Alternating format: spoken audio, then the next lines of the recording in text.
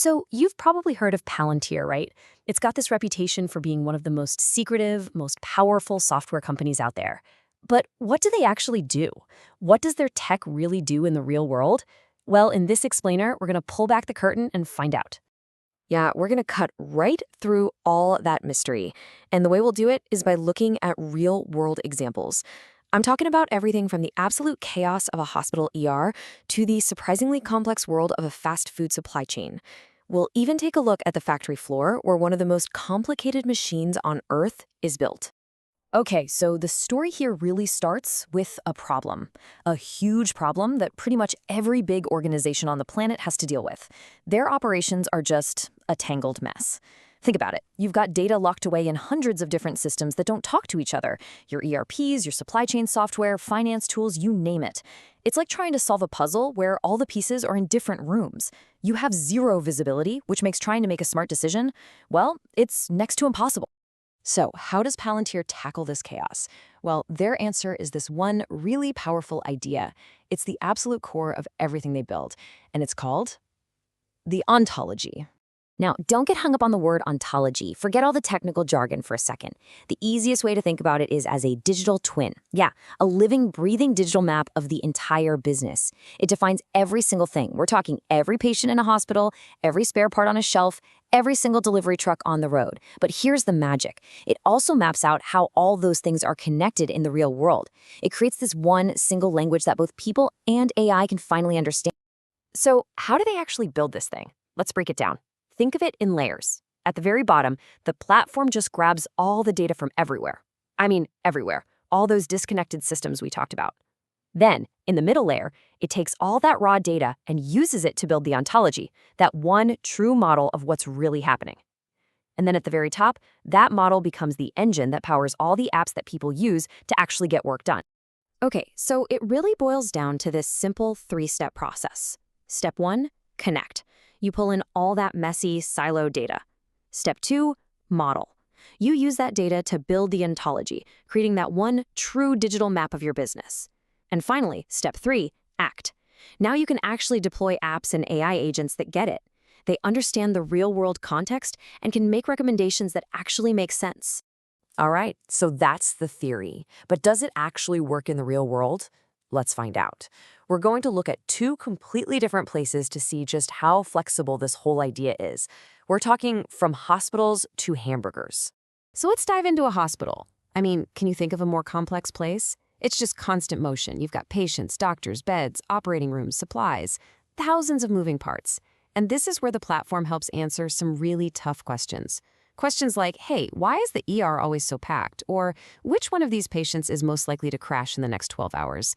It's basically like giving doctors and nurses superpowers to see through all that chaos. Okay, stick with me here. Now we're going to put that crazy hospital ward right next to a fast food kitchen. I know, it sounds like a totally bizarre comparison, right? But the core problem they're both facing is exactly the same. They are both incredibly complex systems with a ton of variables and things happening in real time that have immediate consequences. Sure, the stakes are different, but that basic challenge of seeing the whole picture, it's identical. So over at Wendy's, this same tech is busy connecting everything. It's looking at sales data, what's in the stockroom, the entire supply chain, and even things you wouldn't think of, like the local weather forecast. And what this does is let managers stop guessing and start making smart moves.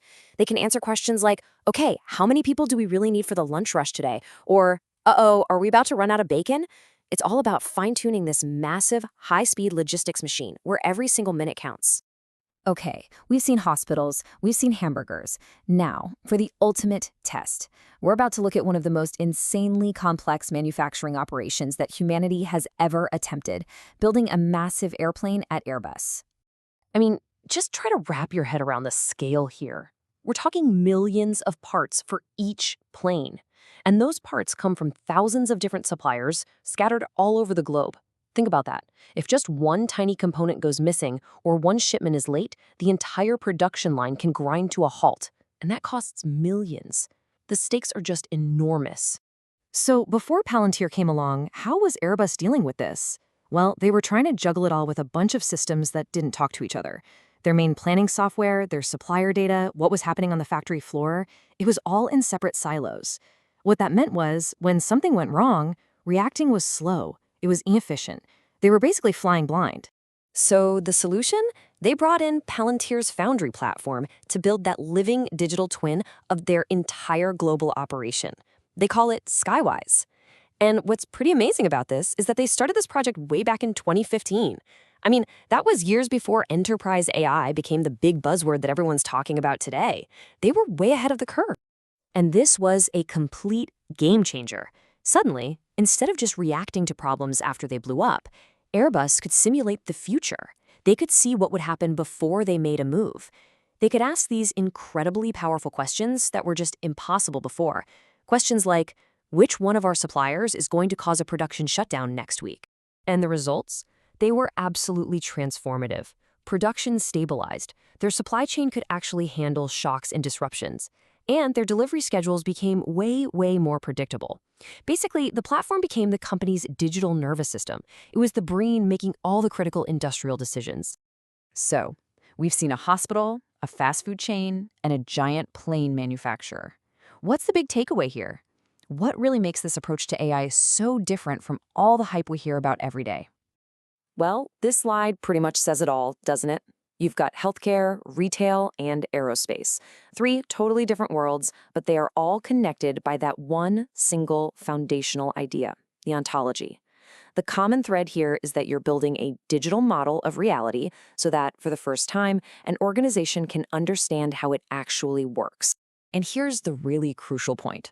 Look, lots of companies are talking about AI right now, but a generic AI, it has no idea what your business is. It doesn't know your rules. Palantir's ontology is what gives the AI that context. It's the instruction manual. It teaches the AI what a patient actually is, or what a supply shortage really means for the business. This is what grounds the AI in reality, and that's what makes it safe and effective enough to use in a real high-stakes organization. So when you boil it all down, it doesn't matter if we're talking about optimizing a hospital, managing a global supply chain, or building the most advanced aircraft in the world. The goal is always the same. This isn't about flashy AI demos that look cool. It's about making the world's most complex, most important systems actually work. The big takeaway is simple. Palantir doesn't sell AI hype. It sells outcomes. And in a world that just keeps getting more and more complex, maybe, just maybe, that's the only thing that really matters.